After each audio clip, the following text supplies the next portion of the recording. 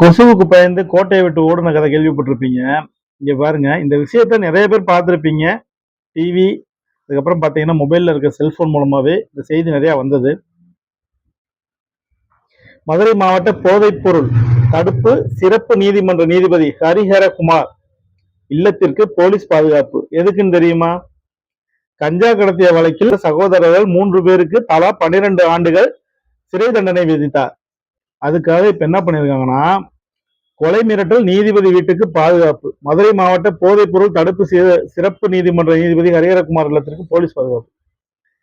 இதுல என்னன்னு கேட்டீங்கன்னா, ஒரு காவல்துறை, அதுக்கப்புறம் பார்த்தீங்கன்னா நீதித்துறை, நீதிமன்றத்திலேயே இவ்வளவு மோசமான ஒரு சூழல் இருக்கும் பொழுது, யாராவது பொதுமக்கள்ல யாராவது ஒருத்தர் வந்து புகார் அளிக்க முன் வருவாங்களான்னு மட்டும் யோசிச்சு பாருங்களேன். வாய்ப்பே கிடையாது. ஏன்னா, ஒரு நீதிமன்ற நீதிபதி நீதிமன்றத்துக்குள்ளேயே இப்படி மிரட்டப்படும் பொழுது, சாதாரண மக்களுக்கு அவங்க உயிரை நினைச்சு துச்சம்னு விடுவாங்களா? இங்க சட்டம் மாறணும். திருடனின் கைகள் வெட்டப்படும் வரை திருட்டு குறையவே குறையாது.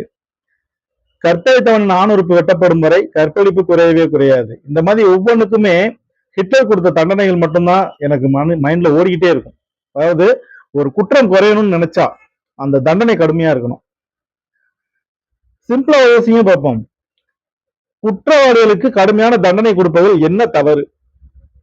ஏன் அந்த குற்றவாளிகளுக்கு இந்த தண்டனையை உருவாக்க மாட்டேங்கிறாங்க? சட்டம் ஏன் திருத்தப்படாம இருக்கு? அப்ப குற்றவாளிகள் உருவாகுறாங்களா, உருவாக்கப்படுறாங்களா? இன்னைக்கு ஒரு தவறு அப்படின்னா அவனுக்குரிய தண்டனை அன்னைக்கே கிடைச்சிருச்சுன்னா, அந்த தண்டனையும் பொதுமக்கள் முன்னிலையில் கிடைச்சிச்சுன்னா மற்றவர்கள் திருந்துவாங்க அப்படின்றது வெளிநாடுகள்ல இருக்க சட்டம். அரபு நாடுகள்லாம் அதான் நடக்குது. பொதுமக்கள் முன்னிலையில் தண்டனை கொடுக்கறதுக்கு என்ன காரணம்னா, இந்த தண்டனையை பார்த்து இனிமேல் ஒரு தவறு செய்யக்கூடாது ஒருத்தர் அப்படின்றதுக்காக கொடுக்கப்பட்ட தண்டனை பொதுமக்கள் முன்னிலையில. ஆனா இங்க ஒரு குற்றவாளி தண்டனை கிடைக்கிறது பெரிய விஷயமா இருக்குது. 1000 பேர் கருத்துக்கள் சொல்லி அதெல்லாம் வெளியே வந்துருவாயா, அவன்லாம் வாயால வந்துருவாயா, அதெல்லாம் வந்துருவான். அப்ப ஒரு சட்டத்தை வந்து இங்க நிறைவேற்றுவதே ஒரு கேள்விக்குறியான வாழ்க்கையா ஓடிட்டு இருக்கும் பொழுது சாதாரண மனிதர்களின் நிலை எவ்வளவு மோசமா இருக்கும். கற்பழித்தவனின் ஆணுறுப்பை வெட்டப்படுவதும் கைகள் திருடனின் கைகள் வெட்டப்படுவதும் இயற்கையான ஒண்ண இங்க பாத்துட்டோம்னு வச்சுக்கோங்க, குற்றங்கள் ஆட்டோமேட்டிக்கா குறைஞ்சிரும். இங்க குற்றம் எங்க இருந்து ஆரம்பிக்குது தெரியுமா? குற்றவாளிக்கு கிடைக்கிற தண்டனை வந்து தாமதமாகிறதுனாலதான். எப்படியாவது வெளில வந்துடலாம், இந்த தாமதம் எப்படியாவது வெளியில வந்துடலான்ற ஒரு எண்ணம் உருவாகும் பொழுது குற்றத்தை மேலும் மேலும் அதிகரிச்சுக்கிட்டே போறாங்க. சோ குற்றவாளிகளுக்கான தண்டனை என்னைக்கு நம்ம தமிழகத்துல, அதாவது இந்திய தண்டனை சட்டத்துல மாற்றி அமைக்கப்பட்டு கண்ணுக்கு கண் பல்லுக்கு பல் உடனடி தண்டனை என்னைக்கு உருவாக்கப்படுதோ அன்னைக்கு இந்த தமிழ்நாடுல இந்தியா முழுதுமே ஒரு இடத்துல கூட குற்றங்கள் இருக்காதுன்றது என்னுடைய வாதம்.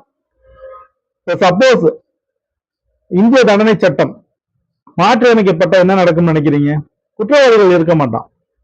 ஏன்னா தண்டனை சட்டம் மாற்றி அமைக்கப்பட்டாலே குற்றவாளிகள் அனைத்துமே பாத்தீங்க அப்படின்னா ஏதாவது ஒரு வகையில அவங்களுடைய தண்டனையை உடனே பெற்றுருவாங்கன்னு வச்சுக்கோங்க. அதுக்கப்புறம் குற்றம் செய்யணும்னு நினைக்கிறவங்க கூட அவங்கள பார்க்கும் பொழுது, அவங்களுக்கு கொடுத்த தண்டனை சட்டத்தை பார்க்கும் பொழுது ஒரு பயம் இருக்கும். இங்க குற்றவாளிகள் ஏன் ஸ்ட்ராங்கா இருக்காங்க, தைரியமா இருக்காங்கன்னு தெரியுமா?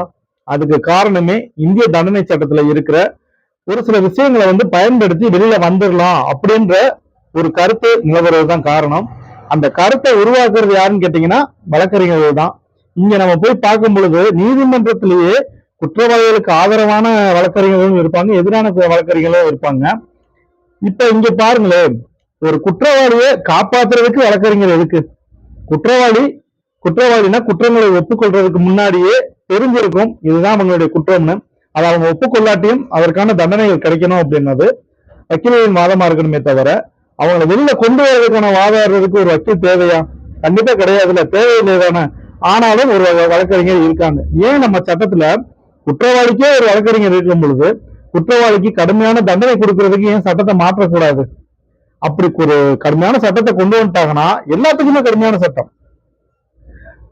கற்பழிப்பு, கொலை, கொள்ளை, இந்த மாதிரி ஒவ்வொரு விஷயத்துக்குமே கடுமையான தண்டனைகள் வந்துருச்சு அப்படின்னா அதுவும் குறிப்பிட்ட காலத்திற்குள் அந்த தண்டனை பொதுமக்கள் முன்னிலையில் கொடுக்கப்பட்டால் இந்தியா என்னைக்கே வளர்ச்சி ஆயிரும். ஏன்னா இங்க குற்றங்களுக்காண்டி நம்ம பின்னாடியே போறதுனாலதான் மக்களுடைய வாழ்க்கையும் பொருளாதாரம் நிறைய போய்கிட்டே இருக்கு. ஏன்னா நீதிமன்ற நிலுவையில் உள்ள வழக்குகள் அவ்வளவு இருக்கு. சோ வழக்குகள் முடியணும்னா கடுமைகள் தண்டனையாகணும், குற்றவாளிகள் குறையணும்னா இந்த தண்டனைகள் வந்து பொதுமக்கள் முன்னிலையில் கொடுக்கப்படணும்.